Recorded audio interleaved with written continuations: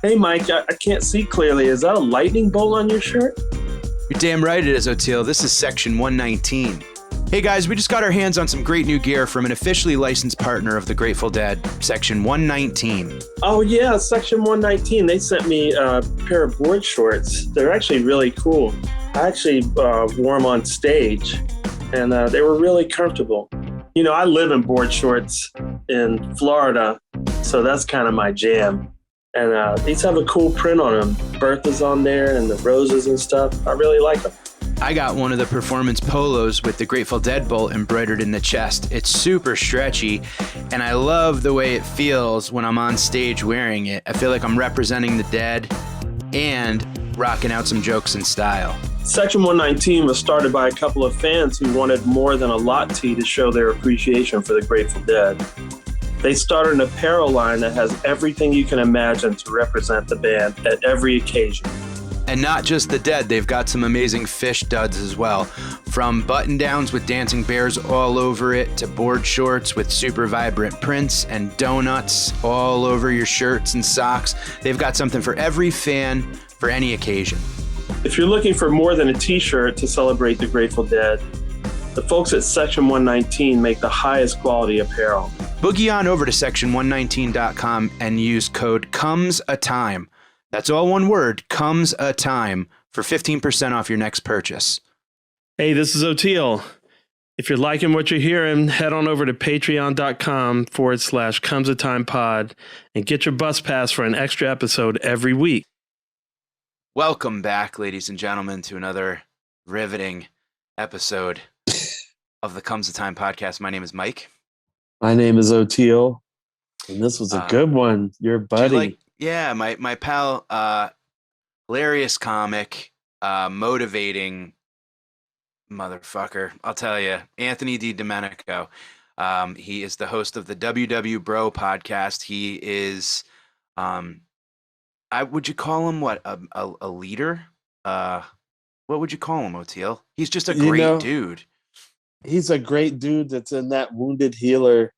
Yeah. He's like, he's helping people figure out how to face their fears and deal with changing their situation with their weight. And really, he's just such a, he's hits on so many themes that we prize, vulnerability and, Yeah. He's someone I met through a mutual friend, and I went out to Long Island to do shows, and we hung out for a couple hours before the shows, and he was on the shows with me, and just one of those kind people right away, just an instant.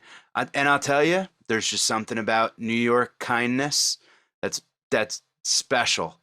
You know what I mean? Like world. It's genuine and it's real deal.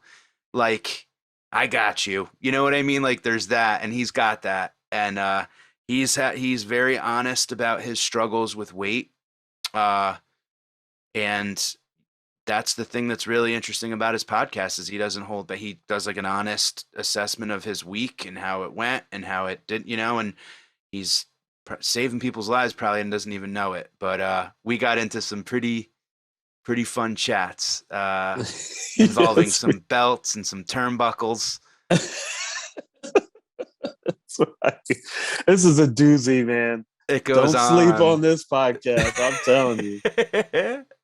But Anthony's amazing, and check out everything that he's doing over at the WW Bro podcast. And thank you to Anthony, and thank you guys. And one of the reasons why I thought it was important to have Ant on is because I think that the letters and the communication that we have with our listeners. I'm a listener of his podcast, and I feel that like camaraderie, and it's really awesome to know that we have that with you guys. So thank you from both of us and Eric and everyone at Comes a Time. Thank you, listeners, for making it so damn fun to do this. Absolutely. Really is a blast. And where we would love to hang with you more is over at Patreon. Patreon.com/comesatimepod. We're planning all kinds of cool events and different things for you to take part in and join us in. And Eric's just curating such a nice charcuterie board of entertainment over there. So head on over and join us. Get your bus pass. And thanks to Osiris for having us on osirispod.com for all the great podcasts that we are in the family of. And thank you, Oteil. You're on the road right now. How are you? I'm good, man. Really good. It's I'm recharged from being back home. I know the lowest point I can get to, and I feel better this time. I'm doing it better this time. So Good. I hope you're doing good too, because I know you're driving into the apple every day, the beast. The beast. No three-wheeled trucks coming at me right yet, but Yeah, I hope it's going good for you. It's going well, and I got some dates coming up all over. MikeFinoia.com for dates on that. But thank you guys so much, and we'll check you next time. Be good.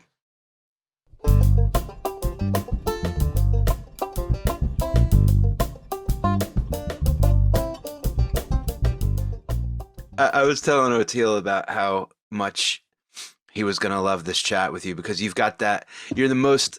I love listening to your podcast because I listen to you when I'm driving back and forth to the city.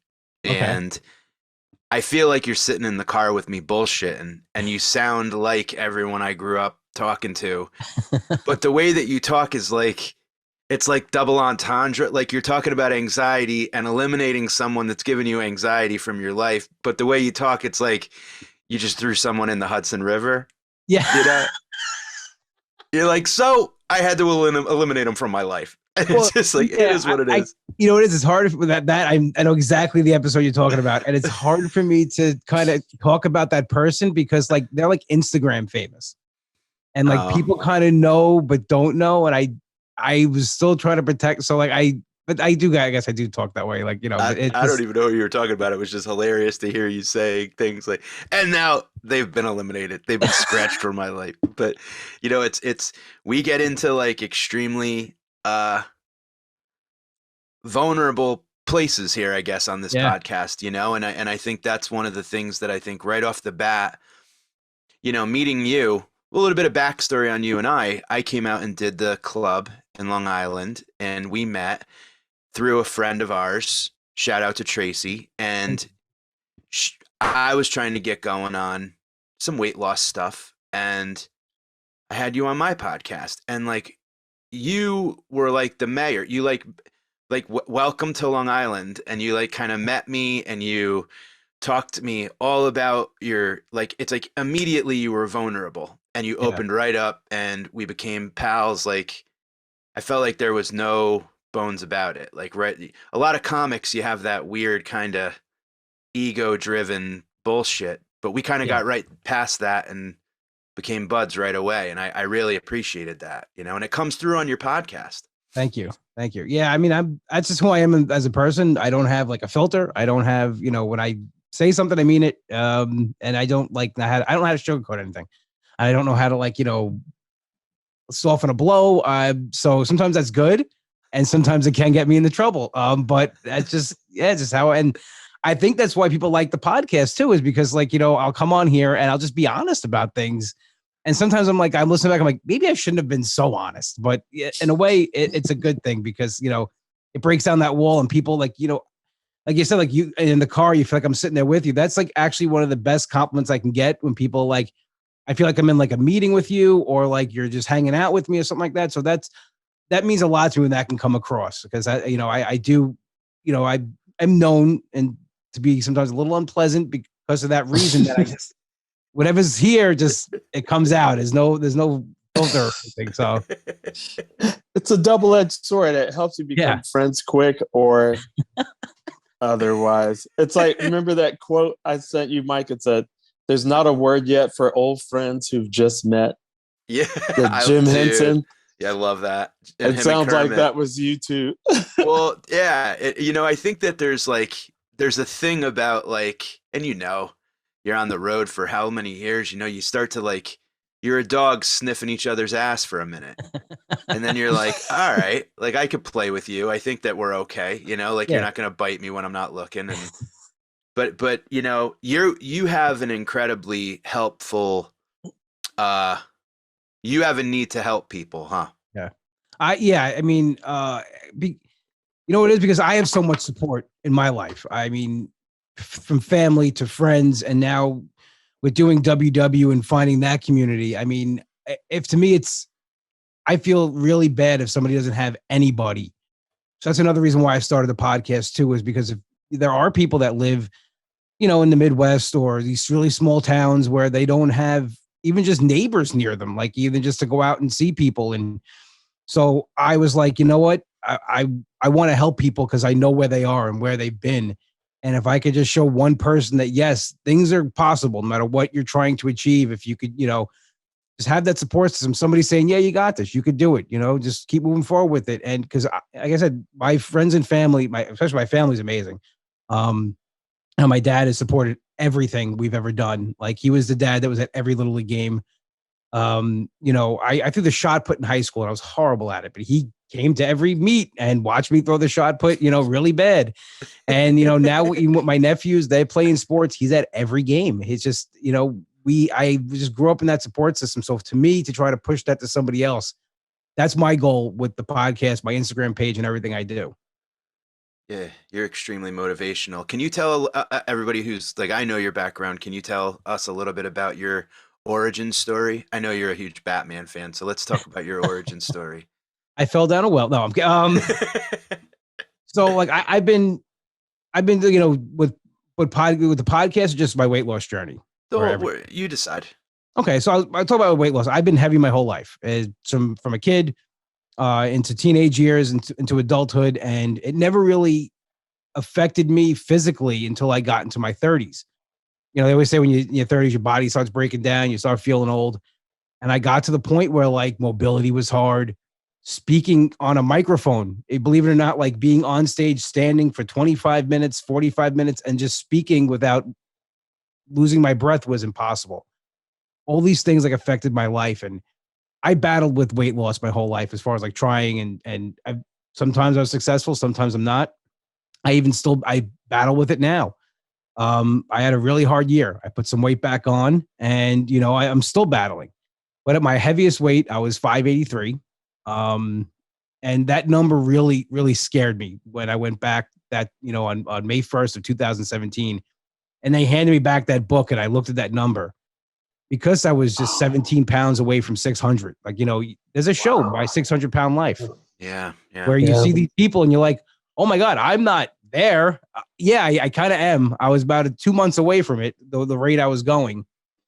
And I had to change my whole viewpoint of everything. The way I look at food, relationships with people, the way things affect me as far as emotions, because I'm a big emotional leader and I'll use any reason to eat.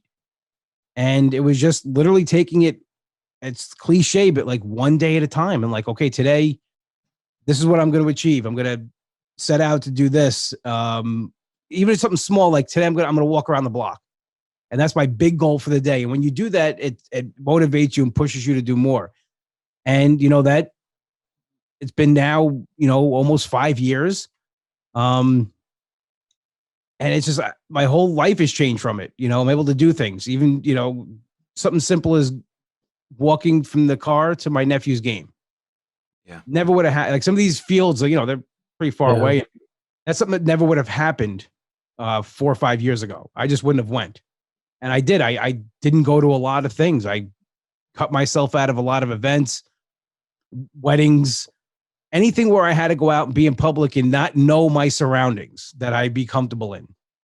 I would just not be a part of. And I look back now, these last 5 years, things I would have missed out on, it would have been miserable. I mean, so really my story is not so much about weight loss, is about just changing my overall life and how I go about enjoying it more than I did. Yeah, you miss out on so much, man. How did it affect you, like when Ralphie May died, for instance? Because it's like, I've thought to myself when he was alive, I was like, I wonder how long he can make it like this, Well, yeah, I mean, and my sister-in-law said it to me. She actually had a big talk with me before I started losing weight. She's a registered nurse, and she sat me down and had a coming to God moment with me. She was like, no, this is what's going to happen to you. And the thing that stuck out to me that really scared me was, she goes, the only reason you're still alive is you don't smoke. Because you don't do drugs, you don't drink. Because if you smoked, if you were a cigarette smoker, you'd be dead right now. And that kind of was like, and this is how a medical profession. She wasn't saying it like my sister-in-law. She wasn't saying it like, she was saying it as like a doctor would say to somebody. And to think about that, like, when guys like Ralphie May pass away, and you look at Ralphie's past, he had problems with drugs and stuff like that. Like, I realized like I was one bad decision away from probably not being here. My only vice is I'm a cigar smoker. That's my vice. I have one. That's my one thing. I'm not a drinker. I don't smoke cigarettes. I don't touch drugs. Food was my drug. I can get that same feeling from eating that probably drug addicts get from taking a hit of something. Yeah. But yeah, when I see a guy like Ralphie May pass away, it hits home hard because it's like, if you think you're like, am I next? Am I the next one to go? And it seems like it's always the big guys die young. It's because it's not healthy, and you got to take care of that. This year being what it was, right? Well, let's say, these past 2 years really have been complete shit. Year and a half, whatever you want to call it, 2020 and 21.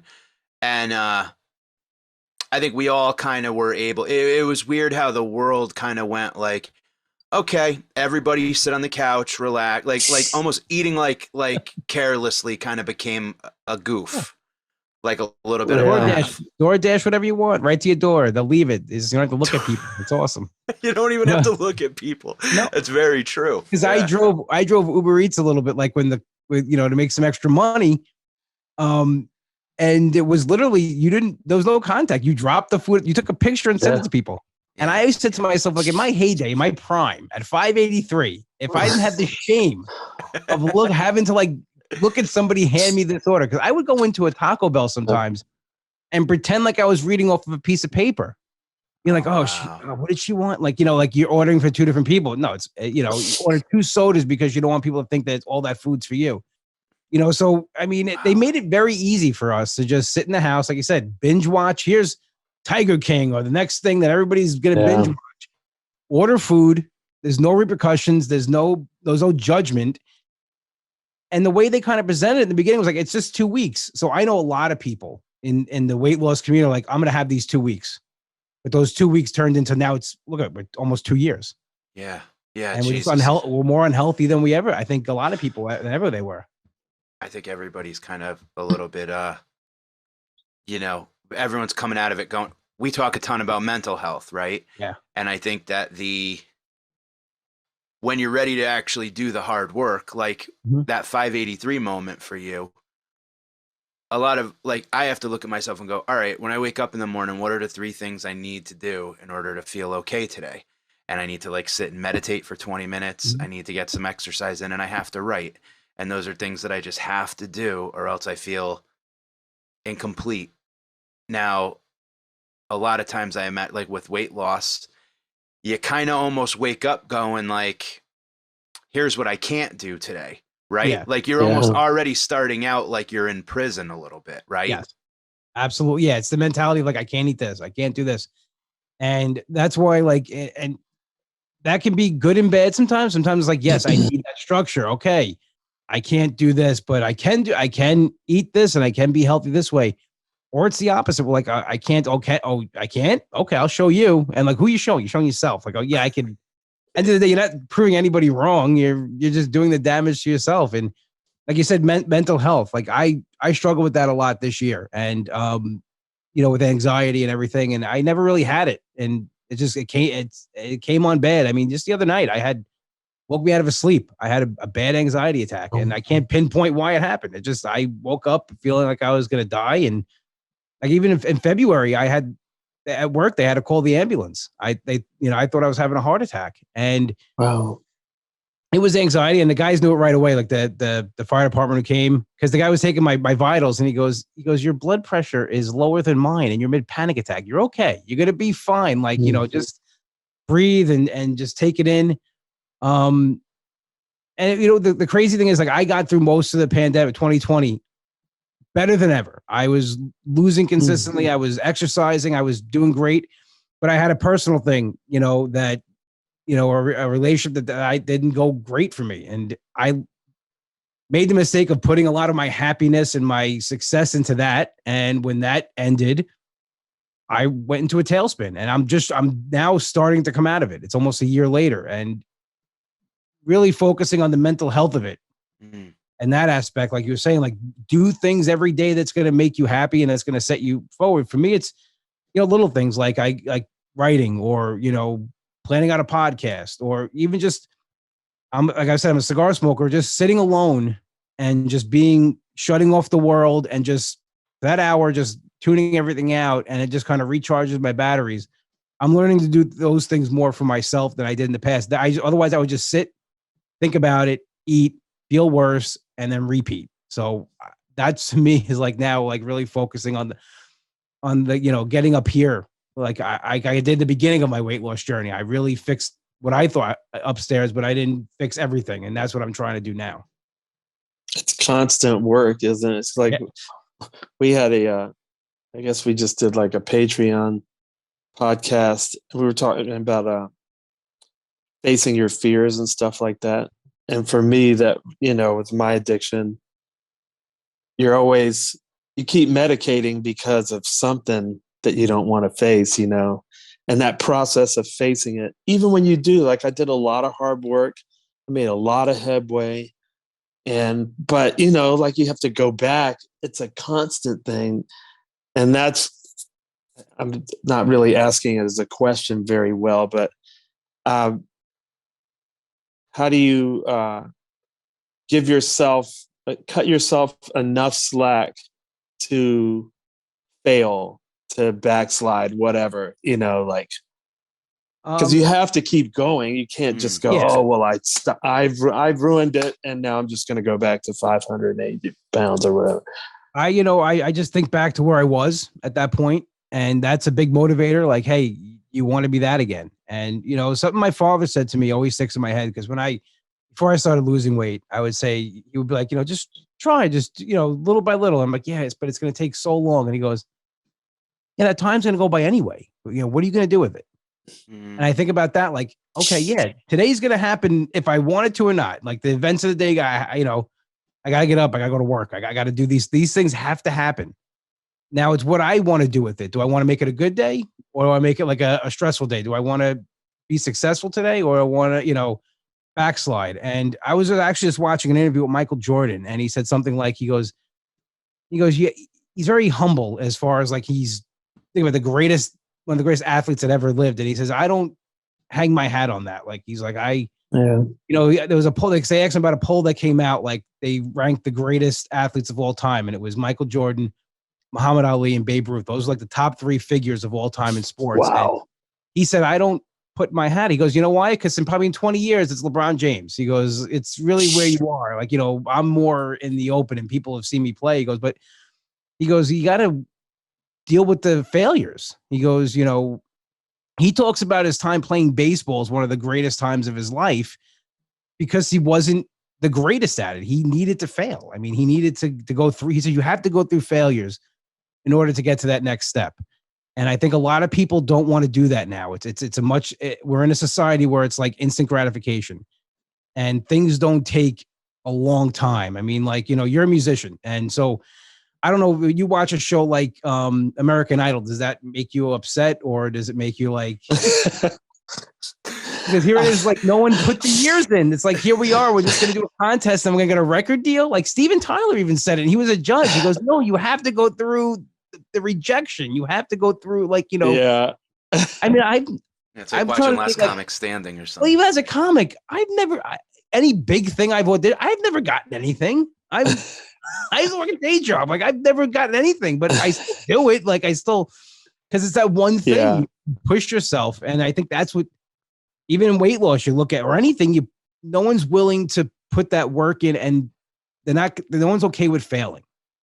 Yeah. And I guess I'm going to sound like an old man here. Coming from I grew up in, the 80s and 90s, where losing was okay. Not everybody got a trophy. Not everybody was told, you could play second base. I was told I couldn't play a lot of positions. I wanted to play. I was told by somebody I got a range of a tree. I couldn't play third base. Like, it was okay. Put me behind the backstop. it's okay not to be good at everything. I try to push that on to my nephews too, because they're playing sports now and they get very down on themselves and they make a mistake. Yeah. And I tell my nephew Luke, I'm like, dude, just okay, you didn't get a hit this time, but next time, just you'll do it. You'll just get to keep pushing yourself, and nothing's going to happen every time. And I think that's the society that we kind of live in a little bit, where it's like, failure, it's looked as a negative instead of a positive, because you're not going to succeed if you don't fail first. I mean, that's just the nature of the game. And the irony of constantly avoiding failure by medicating and whatever, fill in the blank. That's failing. So it's like, or never starting the journey. You gotta embrace it. I imagine in the diet space, or the starting the plan for a diet space, if they could ever quantify the amount of money that people go out and spend $400 or $500 at Whole Foods on all the shit they're going to do to start a diet, right?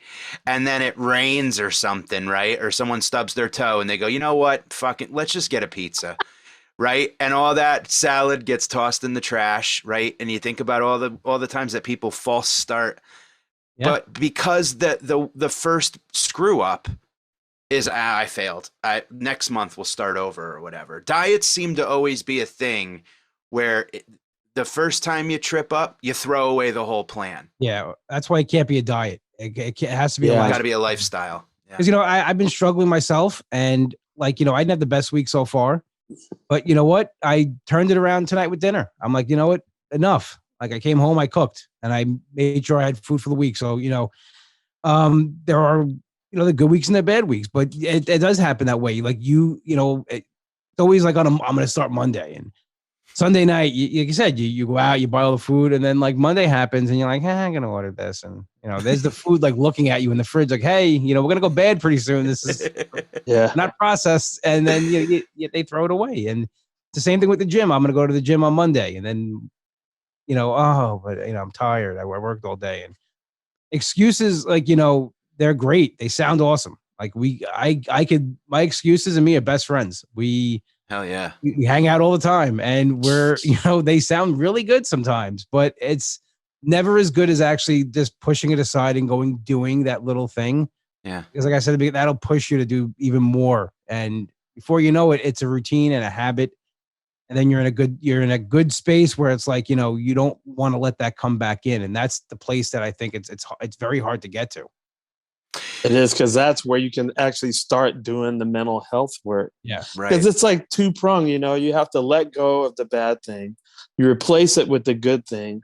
You get some, miles on that, and you feel better. But you always have to now you got to deal with. Yeah. But because the roots are deep of that. You can't just, you could starve it and it could die, but man, the critic's gonna water it behind your back, or like when you were asleep, Yeah. My head was doing it to me. It was like, I don't even know what I was dreaming of. Like, it was my brain's doing it to me. It's like, nah, you're doing too good today. Let's throw this in there. And it's like, so you wake up like it's like there are a lot of critics and people. I always think about it like crabs in a barrel. It's as soon as one tries to escape, the others pull it back. And I see it in the weight loss community. People the only reason I think people sometimes I follow somebody is to wait for them to fail. Like, what do you mean by that? Well, they just love when somebody's successful is not successful anymore. It's like, it's almost like, see, I knew it. I knew they couldn't last. I knew that wasn't a good thing. Like, as soon as I started putting some weight back on, the amount of DMs I got, it's WW. Oh, I know that program doesn't work. No, it's not me. It's me not working the program. I mean, that's the one thing about my podcast. When I started it, it's the WW Bro podcast, but it's not just about Weight Watchers. It's about, I have everybody on, and most of the guests I have on don't do the program because I want other people to see, there's other avenues, but even those avenues have to be worked. And like a big thing in the weight loss community is like weight loss surgery is cheating. It's, you're not really doing it. I have a buddy, John, my buddy, John Arpino. This dude had weight loss surgery because he had to physically. Yeah. He wasn't losing weight fast enough. He was in his early 20s and he coded from his asthma. Wow. And he had to have weight loss surgery to get that weight off him so he could breathe. And this dude is at the gym every day, meal preps, like he puts in the work. The weight loss, it's a tool. Like all these things, whatever program you do, keto, you do intermittent fasting. And anything is a tool. But if you don't put the work into it, it's not gonna happen. There's no magic thing. Like you don't just sign up for WW. That's it. I'm done. No, it's a lot of work. It's a tool. It's a lot of work that goes into that. So I'm very defensive of people that well, because people write it. Anthony did it the real way, and he didn't have to have surgery. Yeah, but some people had to have it, or it's just the avenue. You could have the surgery, and you could stretch your stomach out again. It's a muscle.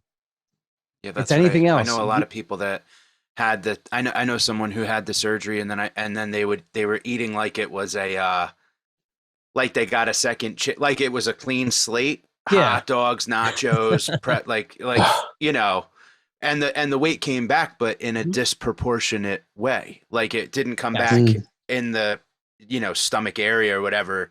It started to kind of, and that was even dangerous as far as like clotting, like blood clots and all that. You know what I mean? When you and I first met, Anthony, I believe you were at your 200-pound mark that you lost. Yeah, I was about 200 pounds down. I put like 70 back on since then. So I'm about 130 down, which is good. I mean, I'm happy that I'm still down 130, but I'm battling back from that 70 I put back on. And then for a while, I was ashamed to say it. Like I wouldn't say it on the podcast, and like I would still say 200 pounds down, and I was lying to myself because I wanted to be back there. And as I did it. I can't, no one will ever take that away from me. I did put the work in. I did get to that point, and I know what I have to do to get back there again. And it's kind of giving me a little, I'm not to say that I wanted to, but like I was saying before, you fail and success will come out of it. I know now now that on this uptick now that I'm coming back into it again, I know a lot of the triggers. I know a lot of the things. And like when you said that I did that podcast where I had to cut things out of my life, is because that was holding me back. And I'm a sucker sometimes. Like, I will let people take advantage of me. And I'll do things for people out of the kindness of my heart that I think are friends and this and that. And I put that ahead of my own needs. And from that now on, I'm just, no, it's me. And this is my thing. And it's okay to be selfish with that, because again, it's my life. And I always say you should be selfish in something, with anything you're passionate about, because it'll benefit the people around you in the long run. And that's, to me, that's the ultimate goal, is that I want to see my my niece graduate from high school. I want to be at their weddings. I want to be around for everything. I mean, I don't want to, be selfish in the fact that I'm not caring about that, and then just like, do my own thing, and whatever happens, happens. I mean, the fact that you are going and you do the podcast alone most of the time, which I tried that. It's very hard. and it gets to a point where you're just staring at your wall, kind of going like, who the fuck am I talking to? Like it's difficult. But the thing that you're doing that I think, and that's the reason kind of why I really wanted to have you on here, is to talk about vulnerability and to talk about, I mean, you're doing something incredibly brave and incredibly important, where you're going like, this is a ups, downs, like you're talking about you go on, I had a bad week this week. So basically a bad week is you either didn't lose, right? Or you gained a couple pounds. And I don't judge it on that anymore. It's just, I'm eating like an idiot. I'm not eating the right things. I'm being lazy with it. I'm not cooking. I'm doing all the things that opposite that I did for success. And, if to me a bad week is letting that get in the way of what I want. And to come on the pod, it's hard to come on there and say it and to own up to it, because I think that's the thing with social media now in general. We able to create these lives that, whatever you want them to see, like, you look at social media, like people always like, when they hear about a couple getting divorced, like, I can't believe that. I'm like, why not? You don't know them. They're strangers on the internet. What do you mean you can't believe they got divorced? You don't know what goes on behind. Yeah, and you can post a picture like everything is great. It's the greatest day in the world and this and that. Like, unless you know people, like we let people see what, we want them to see. So when I started the podcast, I made the promise to myself that I would come on there and be 100% honest and be as vulnerable as possible. And, in a way it's good and bad, that the fact that I get it off my chest and I feel better, but like, then it's like, oh, I just told people a lot of things about me. Like it's like, you feel seen.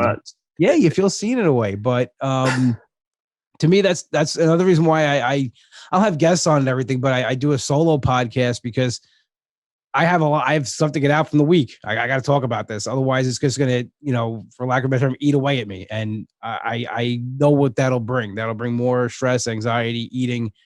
And I'm going to go even further back that I wanted. So to be open and honest to me is no other way. I think that's the perfect wounded healer,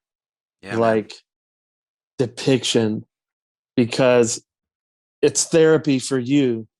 You're like, I got to get this stuff out. And just by putting it out there, all those other people are like, it's not just me. It's like self-benefiting. It's its own reward. That's so good. But I really do like the part also where, you're being vulnerable, but you're also allowing yourself, will be so, like if our physical lives are threatened, it is nobody would ever fault you for being absolutely ruthless in the moment to just survive. Yeah. To not die. But mentally, we don't do that. Like, some people got to really get to a place where they can like cut people out of their lives. But it's looking like, man, your emotional and mental and sometimes even spiritual survival could depend on like not having a vampire, something just sucking that energy out of you, If they don't realize they're doing it too, which is great. Because when I did cut that person out, they messaged me, and they're like, maybe that's something I wouldn't do. I'm like, yeah, you're in my situation. And so I said, like, you have to just put yourself in my shoes for a second, which we don't do. We judge people. We very we'll judge them on their actions and this and that, and people are selfish, and they wanted, like you said, the vampire, they want to drain every little bit out of you. And, for a while I let them do it, but I got to the point where I can't anymore. I gotta do what's best for me. Yeah. It sounds mean, but it's like, I think it's still vulnerable to admit it, because it's like when you I remember trying to, you read or someone tells you got to learn to love yourself. And I was like, what does that mean? Like, now I know, little things, like, do these little things that are going to make you feel good, or have the hard conversation, like cut that person out. Yeah. Like all these different things in aggregate is loving yourself, Yeah. And I think before you start loving yourself, the first step is you got to learn to like not liking yourself. Yeah. It's baby steps, you know what I mean? It's crucial, though. I mean, yeah, absolutely. True. Because you're like, I'm not gonna accept this. Can't be it. Like, right? Yeah. I gotta be able to do better than this. Because before you like not liking yourself, you're naive and you're oblivious to your own bullshit. Just screw it. You gotta have that like. Come to Jesus moment where you're like, man, I need some work. I'm fucking dented, Well, you know what it is? My comedy is very self-deprecating. I could be but people like, but not in a cheat. No, you're honest. Which people like don't say that about. I'm like, no, but I'm okay with it. Like I've gotten to the point where no, I know like I said, I've at the point where I could love myself now, where I know what I don't like about myself. Yeah, and I'll put it out there. And to me, that's okay. Like people don't be so, to me, that's other people's hangups. When they can't listen to somebody else talk honestly about themselves, they got something deeper going on that they're like projecting that on you. Because to me, I think that was very therapeutic. Because when I first started doing comedy, I didn't do that. And now that I can go up there and talk about something that was painful or that I don't like about myself, and here it is. Yeah. To me, that's the best therapy ever. That's me really owning who I am and putting it out there. It's scary for some people and such a relief for others. It's amazing. And for crowd members, audience members too, is like, we talk a lot on this podcast about people that are kind of like definitely like tuned to the right frequency. You know what I mean? Like we're all tuned to the right station. And you 100% are. And I knew that the moment I met you, because it wasn't about you. It was about like our engagement and our interaction and our like friendship, where you're like me in that way, where it was like we were almost too careful to make sure that we were like, but like buddies with each, like, but we cared a lot about the hang, and we cared a lot about, and it wasn't about, you run into some comics and it's, I did this, I got this deal, I got this happening. Did you hear what I got? And it's just like, ugh, like shut the fuck up. But the thing that I think is important about what you said, and with Oteil, with music, he had a what Colonel Bruce told you, where he said he wants to hear when you got your heart broken, and he wants to hear when you got embarrassed, and he wants to hear, as a comic, we're just starting to learn how to, like, we're like a baby deer up there at first, learning how to stand up, and your legs are shaking and you're going like, how do I tell a joke? The microphone, the light, this and that. When you can finally get to a point and it's starting to get fun, where you can like tell your deepest, scariest. I had a guy heckle me this summer. Remember, Oteil, I was telling you, the guy who some rich people I don't get, they use seasons as verbs, like I summer in the Cape, and and this woman goes, my boyfriend does that. And the guy got so offensive, and he goes, hey, go fuck yourself. He goes, nice sneakers, nice jeans, like ripping on me. And instead of ripping back on him, I dug deeper into my own shit. And I was like, yeah, I haven't talked to my parents in months. I've got this, I got that. I started just like spewing, and the guy just froze, right? And it was just, it felt like I was purging or something, and it was this out of body thing. And I'm like, you hit you pop the pimple, and now it's time for the pus to come out, buddy. And it was like a changing moment. But when we get to that point on stage as a comic, you could see eyes open, and you could see people lean forward. And that's who we're doing that material for. That's who you're talking to, the people who need to hear it at that point. Yeah, absolutely. Yeah, I mean, one of the my buddy of mine said one of the greatest things I ever said to a heckler was, I was doing a show at some VFW hall. It was like a private event they had. It was members only, and this one guy was just being obnoxious, and like I didn't go at him because it was like, I'm like, what am I going to accomplish going at him? I kind of did the same thing. I was like, man, I can't wait to go home tomorrow and just stick my head in my crock pot and kill myself in 15 hours. Like something like that. It was like, it was like a thing, like, because it was slow. It would be even like, that was better than what this guy was doing. Like putting my head in my crock pot for 15 hours was less painful than this guy just bat. Because it's true. Like, you can go at somebody and attack them for what is that going to do? It's not going to, the crowd might turn against you even more because now you're going after this guy. But like when you can kind of internalize that, like, no, believe me, what this is nothing compared to what I got other things I got going on. And you said, that's the perfect reaction to it, is just like, kind of like going back at them by internalizing, your stuff. Do you remember? And then he came up later to you. The guy came up to me later. Yeah. I said to the guy, I tore into myself, but I tore into him by way of myself, and he goes, he came up and he goes, man, you and I have a lot more in common than you can imagine. He goes, I hate myself. He goes, I love 8 Mile. And I go, brother, I don't hate myself. Did you really think I was going to give that one to you? Like, come on now. But it's true. It worked. It came through. But I want to ask you, Anthony, do you remember when you first got on stage and told a joke or something personal? Like, did you right away go at like did you talk about your size, or did you talk about, was that your first set? Was that your first jokes? Or did you kind of have, when was the first time you kind of dug deep on stage, like, and that feeling that you had, It was probably a year into doing comedy. Because when I first started doing, I would do the hacky fat jokes that everybody liked and everybody laughed. And I was the happy fat guy on stage, and, it was very likable. And John Truson, actually a governor, said something to me, sent me an email, and he sent me my avails for the month. We do like a lot of Thursday, Sunday shows, the fundraiser shows. It was like, it's great stage time, get in front of a live audience, trying the material out. And he said to me, it was in the beginning of the summer. And he goes, listen, sometime in September, I'm going to tell you to go do 10 minutes. And I don't want to hear one fat joke. I want to hear what's going on with you, what you find funny, and what you want to talk about. He goes, and he said, he goes, if you want to do it, great. You'll be doing 15 minutes in Levittown for the rest of your life.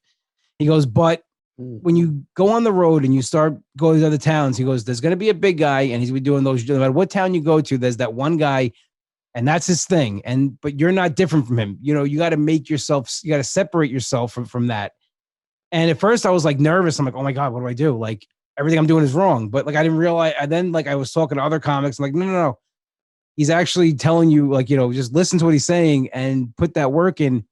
And it's because you don't want to dig deep down. And then I started talking about like, my fiance leaving me and cheating on me and I had to move back home and I lost my job and, living at home. And it became like a thing. It was like, yes, I want to talk more about that. And then every failed relationship, it's like, okay, this is over. I got more material now and I can really dive deep into it. And getting into my 40s and being single with no kids is like, here's everything that people like want to almost look bad at. Yeah, I'll tell you why it's bad and I'll tell you how I deal with it. But like, here we go. And that was probably the greatest advice and the greatest turning point at that point, about a year in. Otherwise, I just probably, and I see guys still doing it today. But like, that's the best compliment I could probably get is when I go somewhere new and the guy's like, oh, I didn't think that was going to be your act at all. Because like, I just thought you're going to talk about yourself. I'm like, I did talk about myself. My weight is not only thing about me. That believe me, there's a lot of other issues we can tackle besides that. But like, I'll go to a place and like, just like John said, there's a big guy on the show. He's like hosting, I'm featuring, and he's just like, oh, you talk about, I'm like, believe me, nothing you talk about, I will talk about. Like, and they get nervous. And like, it hit me the first time that happened. Like, oh, wow, he was right. Because when you talk about real things in yourself, no one can duplicate that. That's you. You're not covering anybody else's material. And like, I find like the crowd relates to it more. And it's just, to me, it's a better act that way. And I'm glad I turned it that way, inside out, where it's like, like I mentioned before, like the whole Eminem thing, like at 8 Mile, like at the end, he just talked about everything that they were going to say about him. And you take almost that out of the person's hand, like, hecklers look to be like, okay, they'll yell something, they'll see like I have hecklers yell at my weight all the time. And it's like, seriously, like that's the best you got. Like and I'll just like turn to that and, I'll say something about them, but not obvious. And that's when people are like, oh wow, like that's he's perceptive on things. And but it's crazy. That's fun when you can do that. It's when you have this sleight of hand and you're the magician, where you get that guy that was heckling me, I just in between other jokes that had nothing to do with him, I turned to him and I go, your teeth are way too white for your age. Which was more about his his own self-consciousness that he has to whiten his teeth and whatever. But it was just like, I hear what you're saying, and it's just to be able to, that's a very important thing that you're talking about right there. And I think that's where a lot of us just as people in life need to get to, is that we go the route of least resistance, because why do the work? Why start the diet? Why try to mend a broken fence with a family member or friend or whatever, because it's fucking hard work. Yeah. But I think like, our one of our themes is always like, we want to connect with people. And a lot of it is really, you got to connect with yourself. Like that's what I was avoiding the whole time. That's what I am avoiding. It's not like I don't still do it. My life is much more, I've reined it in far more than before, but it's just trying to do that. And I don't know, it's scary and it's hard. That's why we don't want to do it. But then when you find an avenue like with the music or the comedy, I listen to what you just said and I'm like, your story is your story. Yeah. Like nobody has that. I mean, other people have, you could connect with other people where your story resonates with them, but it's like, it's a foolproof thing. Like take your best shot. I'm going with my, for the better more you and hit, worse. the deeper I'm gonna go. Right. I got a guy, like I came on stage one day. He's like, you're fat. I'm like, thank you. I didn't know that. Thank you for pointing that out. Like I went through my whole life. I'm like, you're fat. That's what he said. Yeah. Like I'm 40 years old. I never knew that about myself. Thank you. I looked down. I'm like, where's your teeth? I'm like, what did you do? Like, you brushed them? Like, can you take care of yourself? I'm like, yeah, I'm fine. I'm like, look, and I go, did you drive your house here tonight? I said, show me. After the show's over, I want you to take me out and show me your house. I said, I want to see where you live. I want to see the mobile facility you live in. And like everyone was like looking at him, and just like I went on about everything else about him, like I'm like, it's the obvious thing. I'm like, are you like that's what you get out of it? Like that's and that I got better ones than that. Yeah. Like I could. Like people always ask me like, what really, when did you want to be a comedian? And I say it was at 8 years old, I kind of knew. And it wasn't like a comedy special that I saw. It was the movie Roxanne with Steve Martin. And if anybody's seen this movie, it's kind of like that. He's got the big nose and he's in a bar and somebody calls him Big Nose. And he's like, that's the best you got? And he's like, you could do better? He goes, yeah, I could do better. And he has to throw a dart and the guy hits 20. And he has to do 20 jokes better. And watching that, as a kid who was overweight, who got made fun of, it's like, yeah, you develop that thick skin. And that to me was like, yes, like if I could go in front of people and do that, it's like, that really was the thing that, wanted me to tell jokes because like, it was like this guy doing like, yeah, I could do better because there is better. It's a lot better. Yeah, there's a lot better. And like when somebody wants to talk about my weight, like on stage, I'm like, no, I got other issues that are, believe me, will be much more deeper and funnier than just, my weight because that changes. I could lose weight. I could gain weight. That can fluctuate. This the inside. That's what's really we're working on. Like that's the stuff that's, yeah, it's bigger, arguably. Yeah. Right. Absolutely. It absolutely is. And it's, oh my God, that's funny. I heard you talk. One of the things that I think I really do dig about. I was driving and listening to you the other day. You were talking about Batman. You were talking about your love of Batman. Yeah. And you were saying about how Superman. I'll let you explain it. Why do you love Batman so much? I think it's important, and I kind of thought it was like. So Batman, I was talking to my car. I go, "Fuck yeah, Anthony!" out loud. What's up, everyone? I'm Mike. And I'm Oteil. And these are our Sunset Lake CBD gummies that are almost gone. Sunset Lake CBD is a farmer-owned business that ships CBD products directly from their farm to your door. For years, Sunset Lake was a Vermont dairy farm producing milk for Ben & Jerry's ice cream. In 2018, they diversified and started growing hemp for CBD. And with a product for everyone, they offer pre-rolls, hemp cigars, and hemp flowers, as well as tinctures, gummies, and CBD-crafted coffee to help with stress, aches, and pains. Sunset Lake CBD saves you money by shipping high-quality CBD products directly from their farm to your door. Want to know what I've been using a lot of, Oteil? This salve with the arnica on my old bones. You get back from a show and you got tore ankle, rub a little bit of this on there. You're ready to dance the next day. And Sunset Lake comes a time listeners can visit sunsetlakecbd.com and use promo code TIME for 20% off of their purchase. That's sunsetlakecbd.com, promo code TIME. And tell them we sent you. Hey, that's the reaction I want to get. Like Batman's a regular guy. He's us with the suit. And he's got to go out there and he fights the same kind of crime that Superman fights. Now, Superman, because he's an alien, the sun, he's invincible. It's very easy to be brave when you're not going to die from, doing these simple things or, Batman's a guy who's got a utility belt. And that's what I say. Like, when I add these things, when I add WW, intermittent fasting, calorie counting, people are like, oh my God, that's so much more work. I'm like, no, I look at it as I'm putting more tools in my utility belt. The Joker said it. Where does he get all those wonderful toys? So to me, Batman is a guy, and he's got a lot of, I relate to him because he's got a lot of personal demons. He struggles with that. And, I'm not a millionaire. That's the only thing that separates us really is endless funds. But to me, like, he's just a regular guy who decides that he wants his surroundings to be better. So he puts on his, whatever it is, his suit, and he goes out there and he tries to better it. And, it's, to me, I relate more to that than a guy who could fly and, who's made of steel and bullets can bounce off of him. And I really, that hit home. Like I was always a big Batman fan as a kid. And I saw the movie Angus, and the grandfather said it to him too. It's easy to be brave when you're indestructible. Yeah. And, as people, especially you break it down to, well, like, you have your we're very fragile. And it's, again, imagine if we were all okay and nothing bothered us, and yeah, you can go out and be great and you can just, things just bounce off of you. But no, the truth is that we absorb it. It stays with us.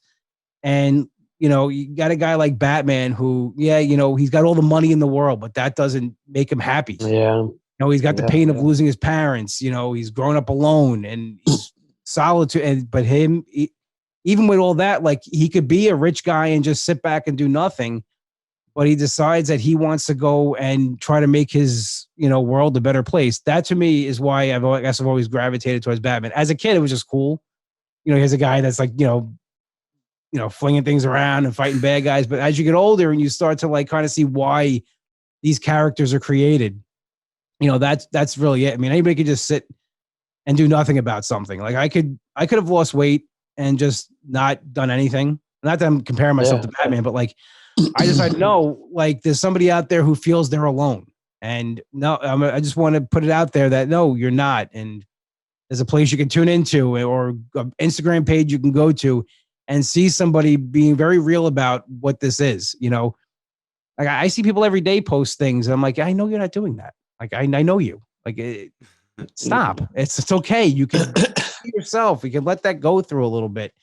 So that's why I guess Batman really resonates for me over super. Like, I'm still a big I watch Superman movies all day long, but well, that's why we wanted to have you on the podcast, because I love that kind of X-Men thing. Like, we all have some kind of superpower. We want to help people access that. If you could tap into your inner superhero, like, I mean, it sounds cheesy and whatever, but it really is. It works, and we, it doesn't, we're not like chasing famous big, trying to get, I love like hearing, I'm like, here's a fucking real Batman.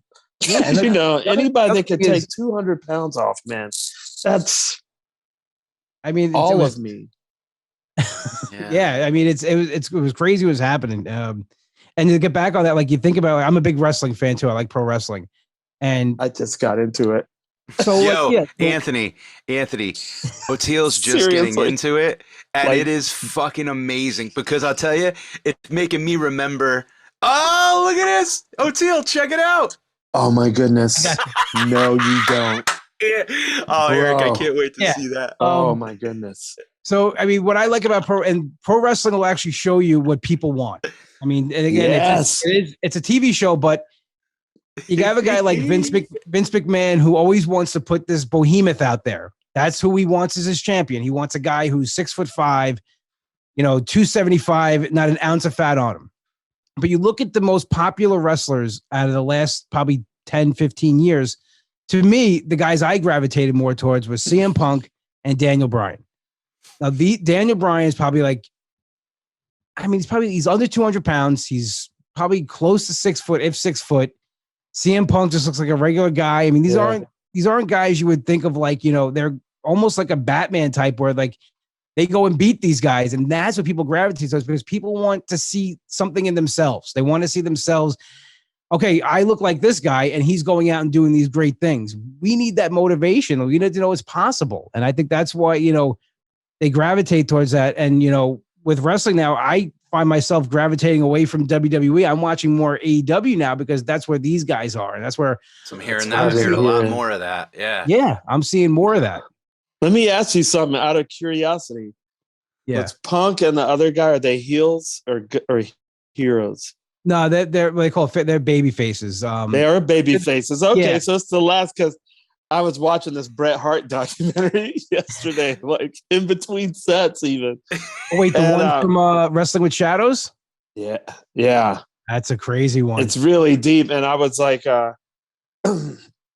he was talking about when the heels ended up becoming the crowd favorites. Yeah. And Vince recognized that change and just went with it. Stone Cold, and now the bad guys are the heroes. And Brett was like, well, where does it leave the baby faces? We're like, So he actually had to turn heel, which didn't really work. And that's how CM Punk became a babyface. If you go back, I don't know if you ever seen the pipe bomb. You gotta Google CM Punk, the pipe bomb. He went out and told this, like, it was almost like they call it a work shoot, where like he was they gave him a microphone, like, go air out your grievances. And he was really? He was going against the biggest babyface in the company, John Cena. He went out there and told John Cena, he even said, like, I don't hate you, I hate everything that you represent. And he went out and told like everything that was on his mind. Whoa. And it's like 7 minutes long. And I was watching this when it happened, and I was like, oh my God. And from that day on, CM Punk was like royalty, like people, because it was a lot of what the fans were thinking. And it's like that thing. He called himself the voice of the voiceless. And it was because he was going out there saying what, he would read online and what the fans were saying. And he was so passionate about pro wrestling. Yeah. That he grew up, he started in the backyards, and then he went on the independent scene, and he built himself up from there. And he was now he made it to the pinnacle, the top. And you get a guy like Cena, who, not that he didn't put in the work, but he was like, his nickname was the prototype, because he was the prototype of what they're looking for. And he got pushed along because of that.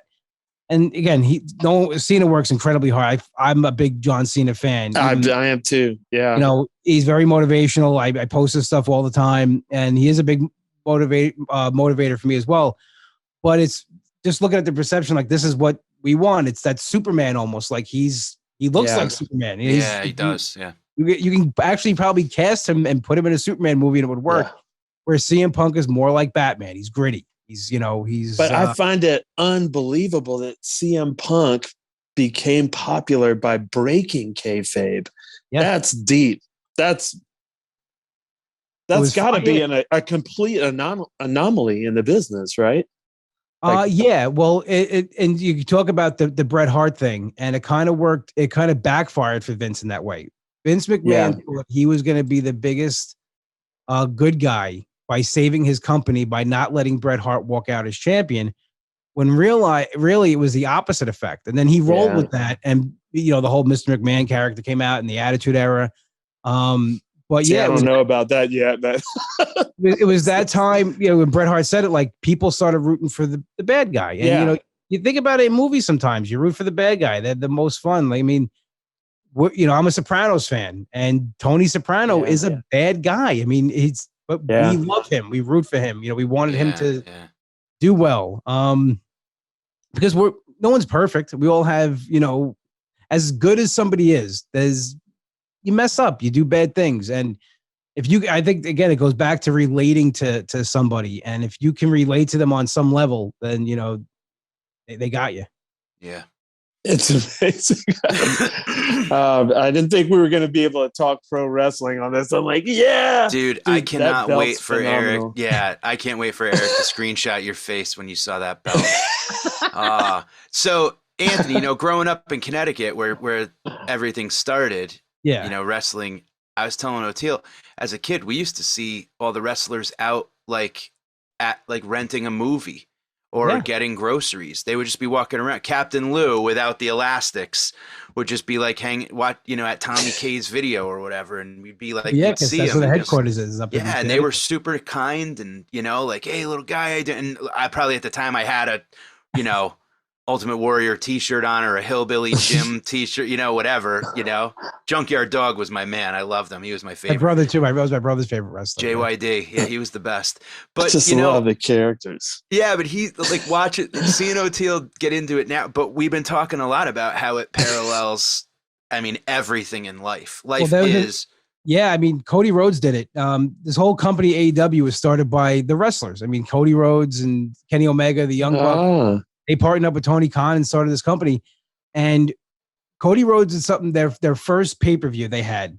It was pretty much, it was all on the line. They were putting all this on the line, and they called it All In, because really they were, this is what it was going to be. And it was a pay-per-view, like, no one knew a lot of these wrestlers. They had to do something special. And Cody Rhodes came out, and Triple H is, one of the guys who runs WWE. He mocked one of his entrances. He had his throne come out. He had his throne sitting there. Triple H is known for the sledgehammer. Cody Rhodes took the sledgehammer and broke the throne. And in an interview, he said, I had to, he goes, I didn't have to just burn the bridge. I knocked the fucking thing down. He goes, I want to make sure that there's no way I can go back, because there's a thing that taking away that safety net is like, you believe in something. Yeah. You're putting all your work into this project.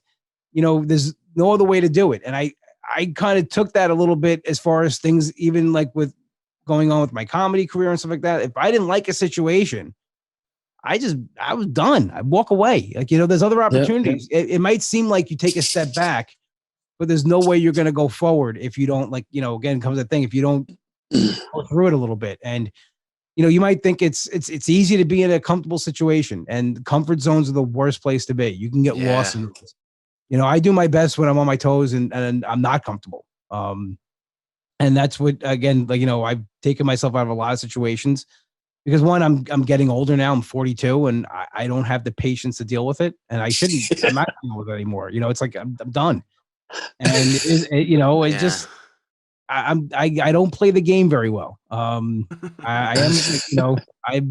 it's me. This is what you get. What you see is what you get. And, to me, like, I grab a lot of inspiration from what goes on in the world of pro wrestling, because there's a lot of real life stuff that, mirrors life in wrestling.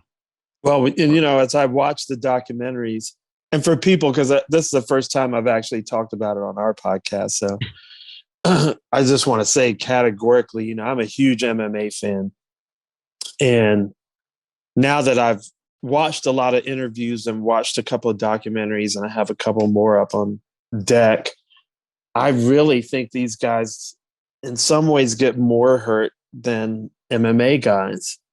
Yeah. In a way. I don't see the broken necks and broken backs in MMA. Now, even if it's a wash, fine.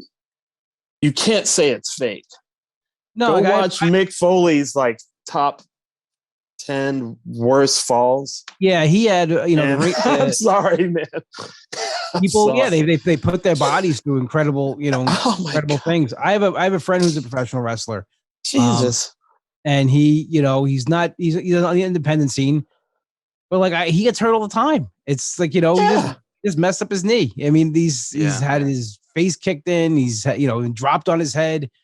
It's a show, but it's very physical. And some of these guys, I think, are definitely born to take it. Like, there's some MMA fighters like Mark Hunt, who's, I'm just sure his bones are thicker in his head.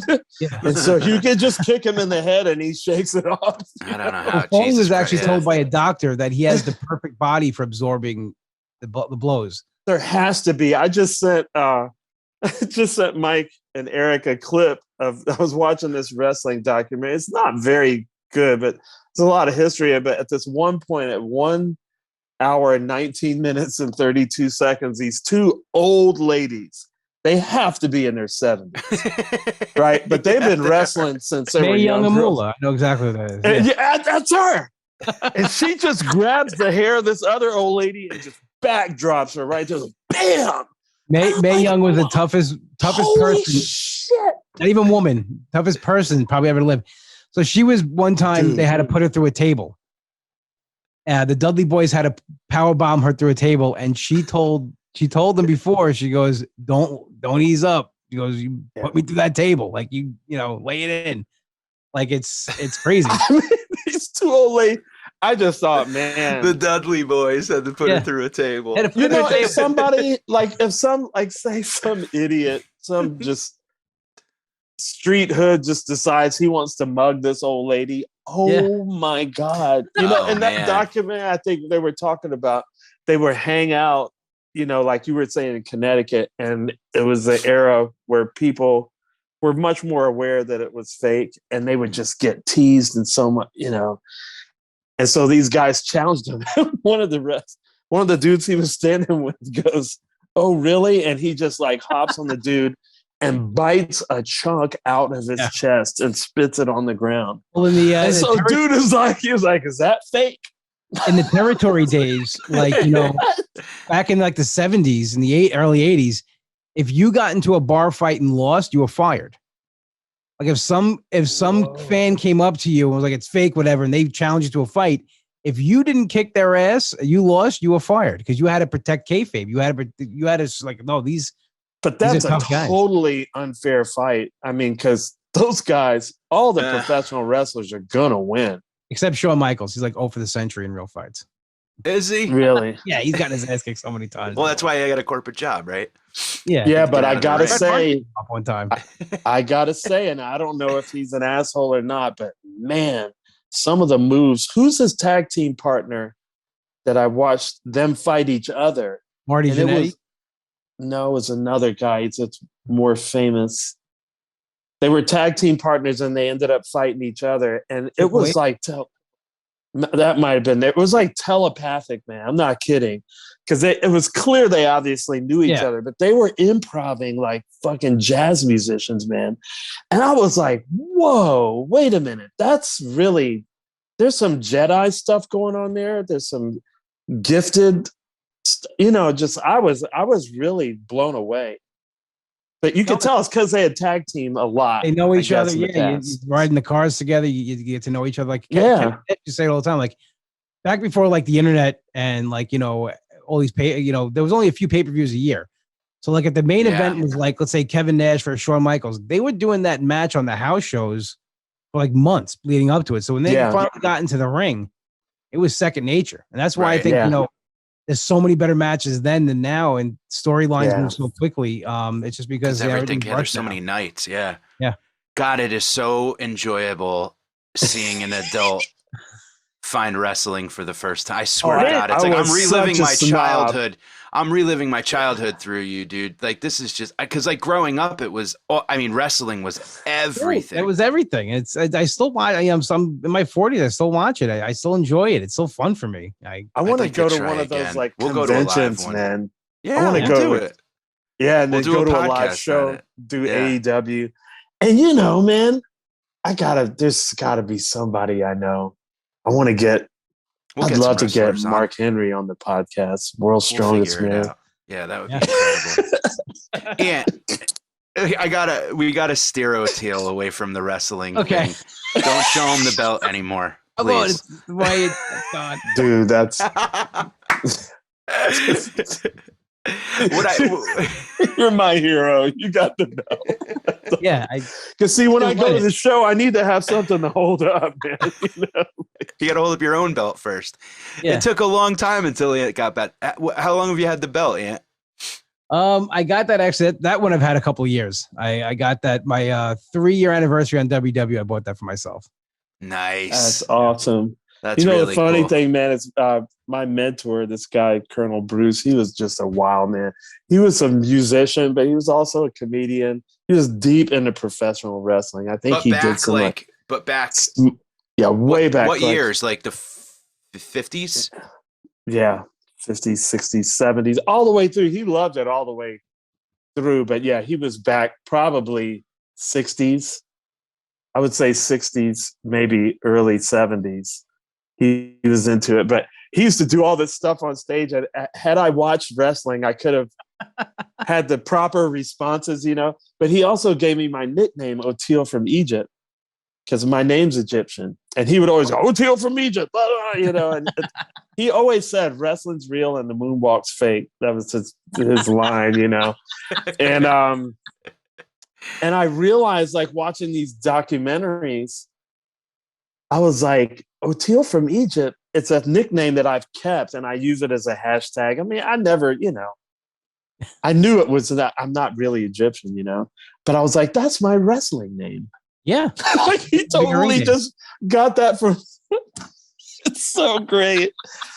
Oh, man. It's so deep. Yeah. I was such a fucking snob about it, And I'm throwing wrestlers at him that he hasn't even, like Nikolai Volkov and the Iron Sheik and all those guys. He's like, wait, slow down. I haven't seen them yet. And it's like, get deep. You got a big hit. You got a lot to go through. Such depth there. And I mean, the Iron Sheik, that was deep. I saw a thing about that on the documentary. That's in the two old ladies I sent you that backdrop. Dude, he came out when that whole thing with the Ayatollah had taken over. So we were literally like about to go to war with them. And then here he comes in with the Iranian flag. Yeah. I was just like, his man. Curved boots and everything. Yeah. Dude, it was like just the theater was, very relevant. I was like, wow, this is deep. Yeah, remember the Bushwhackers? Oh, they were the greatest. My dad loved them, and The it's crazy. They were heels in every territory they went to. They were like vicious, and Vince is like, "Nah, I'm gonna make them like this joke, and they're gonna come out and lick people's heads." And it was like, it was a lot of fun. Until they would lick people's heads. They would like lick each other's heads. They were like these two. What were like? But like, yeah, it was Australia. They're just like, they would come out. They would just, their music was great. They would do the arm thing like that, up and down, and they would just. Yeah, they'd walk like the fans this. loved them. Yeah, the fans loved them. I mean, it took my sister was really into it, her and her husband. So she was one of my go-to people. But when she turned me on to some of the black wrestlers, and I thought, this is really something, because what they ended up becoming heroes. Yeah. Like in a pretty racist environment, like back then, that far, when Tony Atlas and Rocky Johnson and those guys that was back. Yeah, if you think about it, how you talk about how crazy it is that just this year, 2021, was the first time ever that you had that that a black wrestler won a title off another black wrestler. Big E Langston, really? He beat Bobby Lashley for the WWE title. That was the first time it's ever changed hands that way. Wow! Really? There have been black champions, but this was the first time ever that's happened. Yeah. Holy cow. Interesting. See, Vince is still staying with the times. Staying with the times. And like, he's reading the crowd, man. You can't. And he's pushing 80 now, isn't he? 76. He's like 75. Yeah. I met him actually Wow. outside of Madison Square Garden a few years ago. I was coming back I did a show at Eastville Comedy Club, and I took the cab back, and I see this guy like walking out. I'm like, that can't be him, because he's got that walk, and like, he's a big guy, and like, and as he's walking past me, it's kind of like not registering. And I was like, I just went, Vince?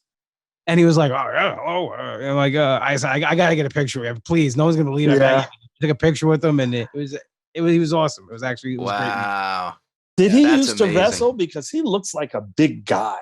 Later on, he wrestled, but like when he first bought the company, he was always the announcer. No one knew that he was the owner. Like everybody knew, but like he was not. President Jack Tunney was the guy who ruled the WWF, and he was, some figurehead. But it didn't come out to the whole screw job that you watch that documentary that he was Mr. McMahon and he was the owner of the WWF, and that's how that started. God, there's so many memories to the Saturday morning wrestling that would come on when I was a kid. Because like Anthony, you and I are the same age, so. Remember, promotional consideration paid for by the following. That was the voice that would go, like that would lead into every commercial. Promotional consideration paid for by the following. I always will remember that. Mean Gene Okerlund. Yeah, it was great back then. God, yeah, those were the days. I mean, that's when I was into it, and then I don't know. I got to get caught up now. Yeah. I'm still like back in the old stuff, Yeah, he did like normal life things. I understand. Yeah. Anthony, I have to ask you, and it's not wrestling related. I apologize, but I do want to get back to your podcast just for one brief thing. We're blessed to have we have these conversations, and we have them with the right people, and our listeners are very attuned to it by now, and they will write to us, and we'll write back, and we have nice dialogues and whatever. Have you been able to kind of like see your work? Now you're pushing almost 300 episodes, I think. 200, coming up on 200. You're coming up on 200 episodes. Yeah. You've got a pretty good, people reach out for help. People, talk about their struggle, whatever. Like, are you seeing you're throwing the life raft out there. You see people grabbing it. Absolutely. Yeah. I get people that write me all the time, and it's very humbling when it happens. And it's almost like I'm at a loss of words when someone's like, hey, I listened to this episode. This is what it did for me. I was in the same spot. And and it's crazy that people ask me for advice, because I'm like, did you listen to that? I'm struggling probably more than you are, but it's just, they gravitate towards that, and it's like the realness. And it's awesome when I get someone writes me and was like, hey, listen, I'm going through the same thing. Thank you so much. What did you do to get through this? And I can give that piece of advice. It makes it all worth it. I mean, to me, if I get one person to do it, it means the world to me. Yeah. They'll end up giving it back to us one day too, when we're struggling. Yeah. And it's true. Though. Remember when you told me? Yeah. And I do believe that for every one person that writes in, there's probably 20 or 30 that are like, maybe I should, but they hold back. You know what I mean? Well, Like there's a yes, lot of no. people that I mean, it's hard to open up. Well, yes. I mean, the most things, the criticism, people always never feel No, go back on that. Of course not. Yeah. So they never get the point of some things. But it's true though. Like, because I myself, like maybe because I didn't grow up with social media my whole life, to me, it's weird to just write a stranger and be like, oh, this is what you do for me. Like it's, because back when we were younger, if you did that on AIM, you were a creep. So I guess I don't really do that. Like as far as you had to find an address. Or you had to find an address and you had to show up and then you were a stalker. So like, I mean, yeah, it's different. It's easier now to like, you are just a click away from somebody, which is crazy. And we talk about like, what that means. Like that. I'm not trying to get back to wrestling, but I woke up one morning and John Cena was following me. Like, wow. And like, I'm like, seriously? Yeah. Like, and I first I make sure it was a real account, and I checked every 2 minutes that day to see if it was a mistake on his point. But I read an article that he will follow people back that he finds inspirational, that are putting good messages out there. Wow. So we don't, we realize like like if you're out there and you're a big name, no matter what field it is, and you're putting all that out there and you're getting that back, it works the other way too. Like where like, the little guy is putting that message out. So that's the good part of social media and the good part of podcasting and everything, that it's just a click away. I think any kind of help you need, or any kind of, if you're feeling alone in something, it's a click away. It's just like right there. You could listen to a podcast, and even WW is getting on that train too, with like having on the app on there, you belong to WW, you get, you have access to their application. They have something called Headspace, which is like meditation. Yeah. Where people walk through things, and they're even, they did a podcast for a little while. I mean, to put out there, I actually was on one of the pilot episodes. They had me come down and do a pilot episode with them. So yeah, people are learning that more, that, there is good to come out of social media. I know people just like, will go on TikTok and go down that rabbit hole forever. And like you said, people just do one stupid thing on there, and it's like that they're famous from it. But there is good things out there as well. And that's the positive of it. And like I said, when you reach that one person, they reach back to you. I mean, that's what it's all about. Yeah, man. I mean, you came along with me on that drive the other night, and I was listening to you, and you said that thing about Batman, and I was like, it really, like, it altered my night for the better. You know what I mean? I started thinking about that, about how it is easy for people who are, invincible to be brave, but the everyday, us normals, us Batmen and women, it's hard sometimes. And to be brave and to be vulnerable and to be open and all that, and be accepting of the unknown and the fear, that's the real deal shit, and it was cool the way you put it. And it's really good shit that you're doing, man. And I hope you know that, Thank you. It's extremely fucking important.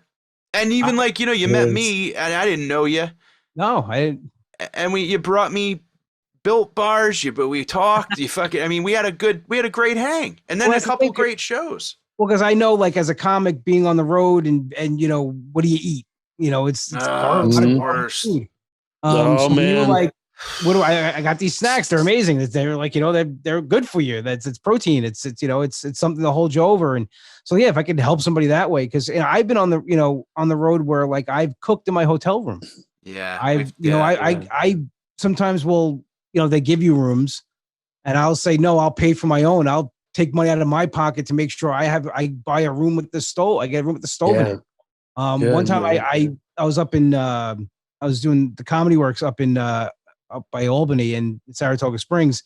And I thought I got a hotel room with the stove because that's the picture looked like.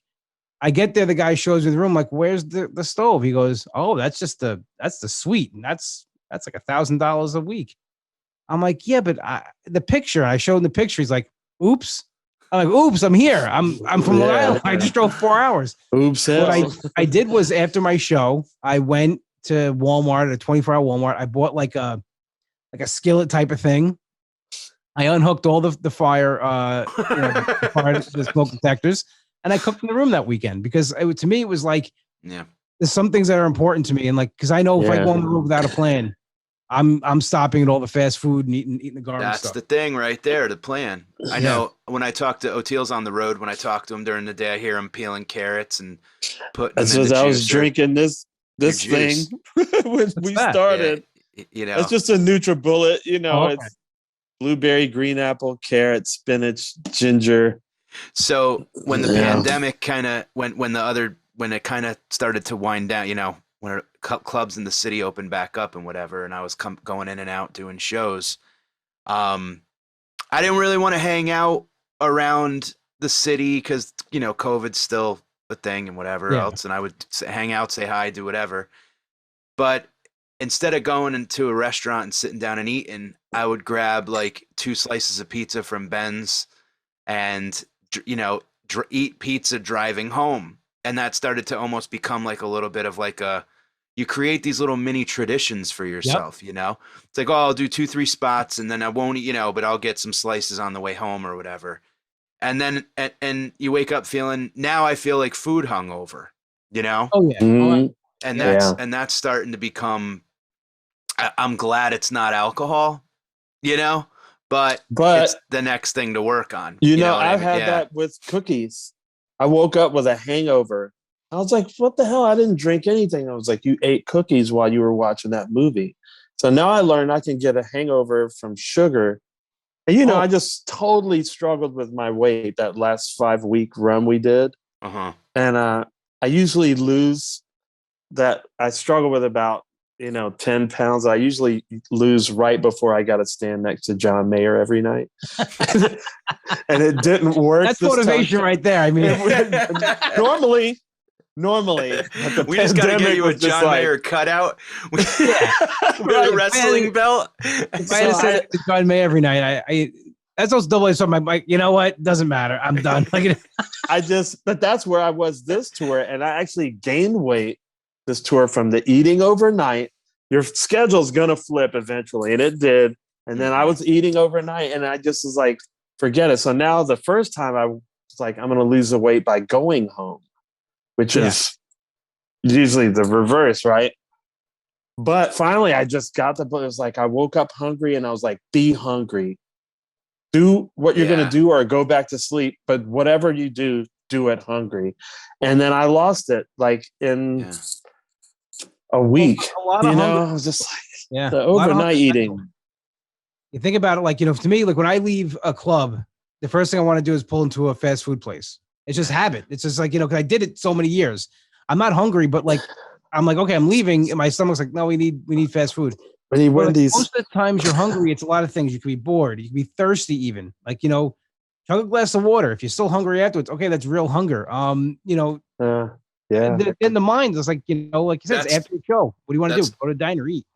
That's the most important thing I think I need to work on now is redefining what it actually means to be hungry. Mm-hmm. You know what I mean? Is it that first twinge of discomfort, or can you make it another, you know, that's the thing I deal with hard with the intermittent fasting. And in fact, during the pandemic, I was like a little kid with a pacifier where at night, if I couldn't sleep, I'd get up and eat some like Ritz and peanut butter crackers.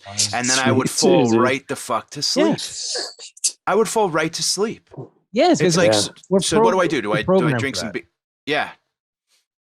It's, what do? How do you, I mean, it's just, you just break that. You just go through a couple tough nights.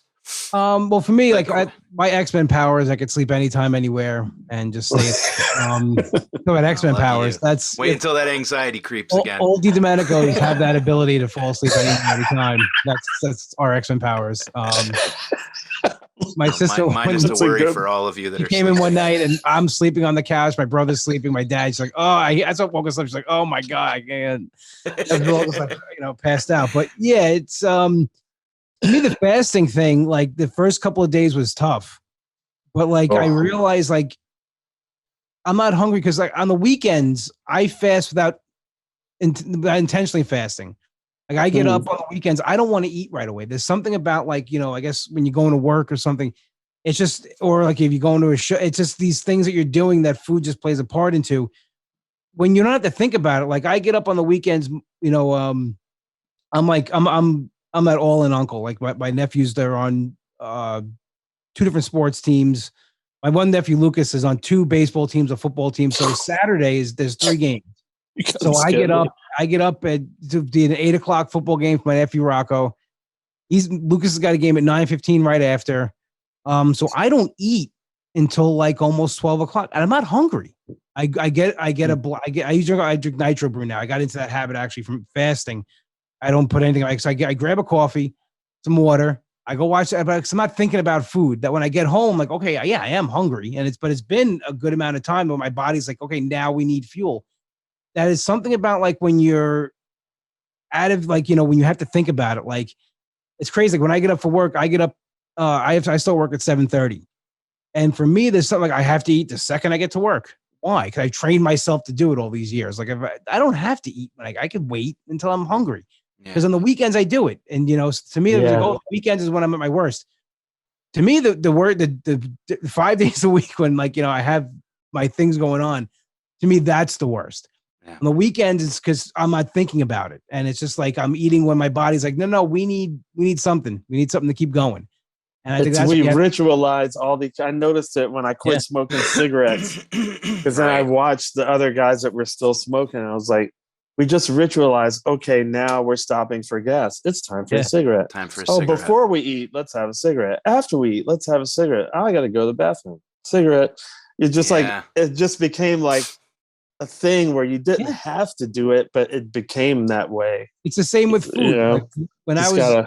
And when you're a kid, you get snack time and at like a certain time during the day. And then when you get off the bus, there's a snack, then there's dinner. Then I know for myself, like I trained myself that I didn't even think about it. 7:30, I had to have ice cream. That's what we did. Whoa. It was like when we were kids, like, we had our dinner. And then at 7:30 before shows started, we went for ice cream. My kids want their sweets after dinner. Yeah, so like, but again, and it's not even like you're not. I wasn't hungry. Like I can now as an adult, like we talk about. I eat my dinner at like 6 o'clock. I'm good until the next morning. I don't. My body's. Yeah, see, that's the way to do it. That is the way to do it. But I don't do it on purpose anymore. It's just like but if I do get where I'm like starving, I'll have something. But like, your body doesn't need to have food in it every 5 seconds. Like it needs the nutrition that you need to get on and put the good stuff in. And you'll find that the better you eat, like the healthier foods, non-processed, and the sugars and all that stuff, your body, it's slower to break down. They get the nutrients from it, because the sugar's the worst thing for you. Oh man, refined sugar. Yeah, but it's the same thing like in alcohol. Why do you feel hungover? Because there's all that sugar and alcohol. It's the same thing. Yeah, exactly. No, that's why the thing I think that we got to remind ourselves is sometimes with like changing our eating habits and stuff. It's not the need to learn a whole bunch of stuff. It's the need to unlearn a whole bunch of stuff. It's like just forget the shit that you know sometimes. Yeah, I mean, like Yoda said it. You have to unlearn everything that you've learned. Yeah, there's another way to do it. Yeah, awesome, Anthony. You're the shit. You are, man. I do what I can. I mean. So tell everyone, and we'll obviously share all of it, but for those that made it to the end, tell everybody where they can find your pod. So the podcast is available at www.podcast.podbean.com, but it's on iTunes, Spotify, and anywhere you get podcasts. And if you want to find the link, it's over also at my Instagram page at Comic Anthony D. Awesome. Well, when I come to the island, can we have a Built bar and a coffee in a parking lot somewhere? Absolutely. 100%. Awesome. I feel like that's how we need to hang. We need a tradition. Yeah, Built bars and coffee. Get together and eliminate somebody. Hey, that guy, he's no longer a problem anymore. Don't worry about it. Don't have to worry about him. He's don't have to worry about him. No more. Thank you, Anthony. Thank you for doing what you do, man. I appreciate you guys having me on. This is awesome. Of course. Thank you, everyone. We'll see you soon.